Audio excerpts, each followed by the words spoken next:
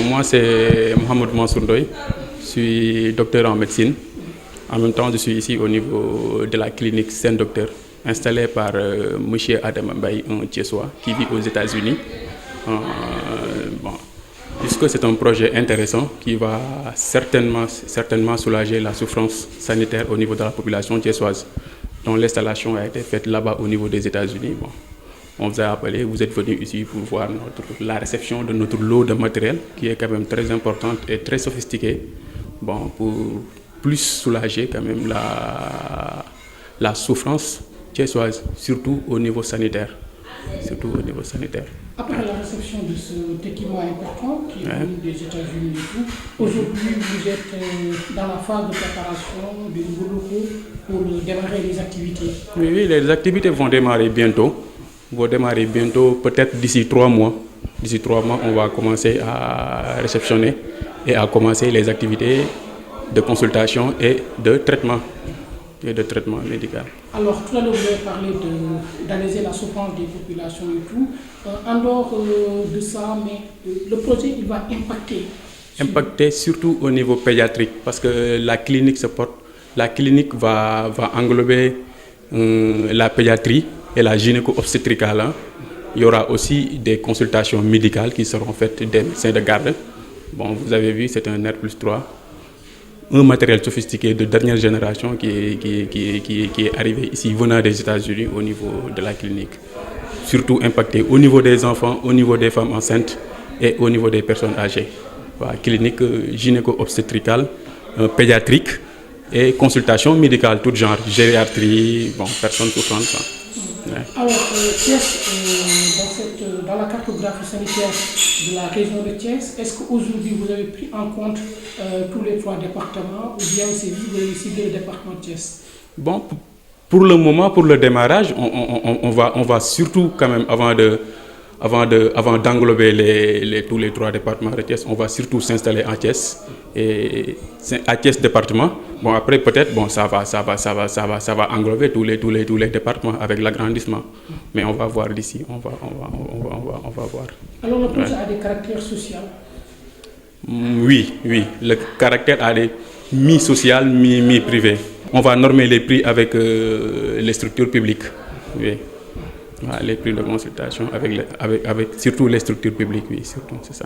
Alors comment appréhendez-vous ce projet d'Adama Mbaye et consorts de venir quand même contribuer dans la finalisation de la cartographie sanitaire de la région de Thiès? Oui, c'est important.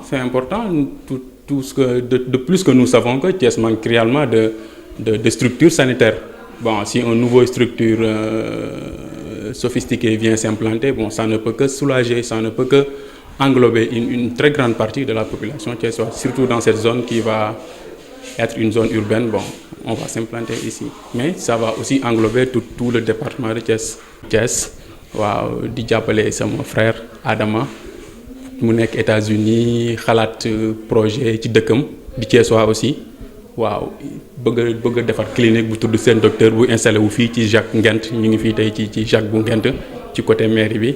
Waaw, projet bu important la. Waaw, ñi ngi tabax d'ici 3 mois dinañu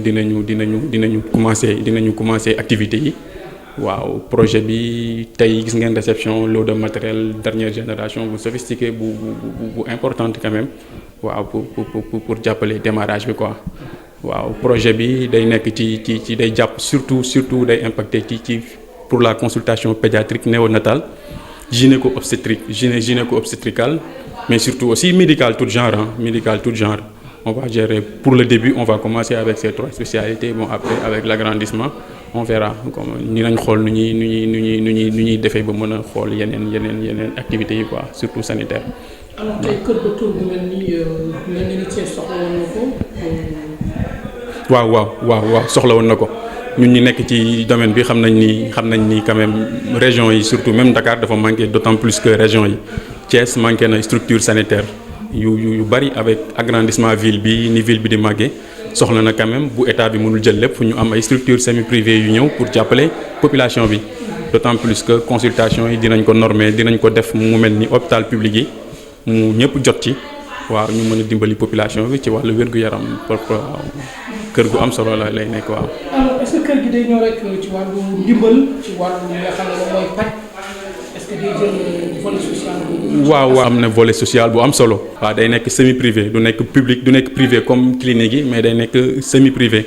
waaw parce que am na volet social bu am solo ci formation clinique bi ci lépp boo xamante ni surtout daal pour jàppale soulager population bi ci wàllu wér-gu-yaram xam ni soxla nañ ko bu baax a baax. est-ce que dina am lëkkaloo ak structure yi fi nekk maanaam hôpital régional mu ngi fii centre de santé di Zema ci ni mel. waaw bien sûr pour nga implanter il faut mënoo ñàkk am aval ñooñu il faut nga liggéey ak ñoom ñun ñëpp ci wàllu kër docteur la ñu nekk jàppalante li ñu amal solo rek mooy soulager surtout population yi moo ñu amal solo. waaw population yi moo ñu gën a amal solo ñun ñëpp. waaw ñun ñëpp ñu nekk 10e ak régional ñun ñëpp soulager population bi lañ fi nekkee. alors tukki baax na waaye dellu si tamit day doon li gën. Adama Mbaye moo tukki nekk foofu ca États-Unis xalaat projet bi ak indi ko tey Adama yan kàddu ngay gis waaw surtout c'est important remercier ko bu baax a baax lii lu am solo la surtout dafa laal ci domaine bu sensible. quel que soit alpha loo ci mënti def rek ci wàllu wér-gu-yaram moom day dem ci population bi wér-gu-yaram loo mënti installé day dem ci population bi te moom xalaat na impacter boppam mais en même temps aussi impacter surtout ci population thiessoise waaw nekk extérieur xalaat projet bi def ko c'est vraiment important ñu ngi koy remercier bon di xaar démarrage activité yi xool aussi ñu commencer liggéey bi